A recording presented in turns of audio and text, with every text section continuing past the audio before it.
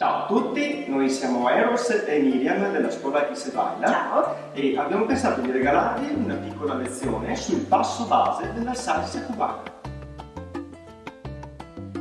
Nella salsa cubana la frase musicale è suddivisa in 8 tempi. Di questi 8 tempi avremo 6 passi e 2 pause. Il conteggio quindi sarà 1, 2, 3, 5, 6, 7, in cui il 4 è una pausa e l'8 sarà una pausa. Riassumendo, avremo 1, 2, 3, pausa, 5, 6, 7, pausa. Ora andremo a vedere con Miriam nella pratica i passi della nostra base di salsa cubana, sia per l'uomo che per la donna, prima di andare a mettersi in coppia. Bene, adesso Eros ci spiegherà come si svolgeranno i passi base dell'uomo con il conteggio. Grazie Miriam.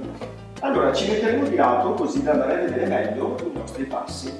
Allora, nel conteggio da 1 a 8 l'uomo partirà col piede sinistro in avanti all'1, ok? Quindi la base risultante sarà questa. E 1, 2, 3, pausa, 5, 6, 7, pausa, 1, 2, 3, pausa, 5, 6, 7, pausa. Come avrete potuto vedere, non sono mai i piedi pari. Vediamo adesso con Miriam i passi della donna. Bene, allora la donna partirà con il suo destro all'indietro e sarà così. Quindi 1, 2, 3 e 5, 6, 7. 1, 2, 3, pausa, 5, 6, 7, pausa. Anche noi non saremo mai a piedi pari. Allora, adesso andremo a vedere io e Miriam la base in coppia, quindi andremo a vedere le posizioni delle braccia e delle mani per eseguire la nostra base di salsa cubana insieme. Ok, ora andremo a vedere la posizione di coppia per ballare insieme in coppia appunto la base di salsa cubana. E è importante quello che andremo a vedere adesso nel avere una posizione corretta delle braccia e delle mani per avere anche una distanza corretta poi mentre balliamo. Ok?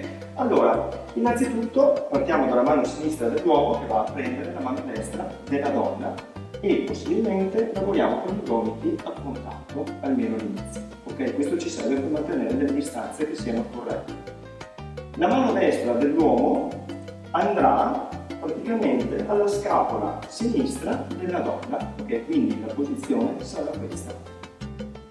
Adesso, andando a vedere la base insieme e contando come abbiamo visto prima, la andremo ad eseguire insieme in coppia. Quindi sarà 1, 2, 3, 5, 6, 7.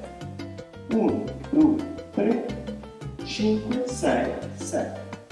Ok, adesso ci giriamo dall'altra parte per vedere la posizione delle braccia. Ok?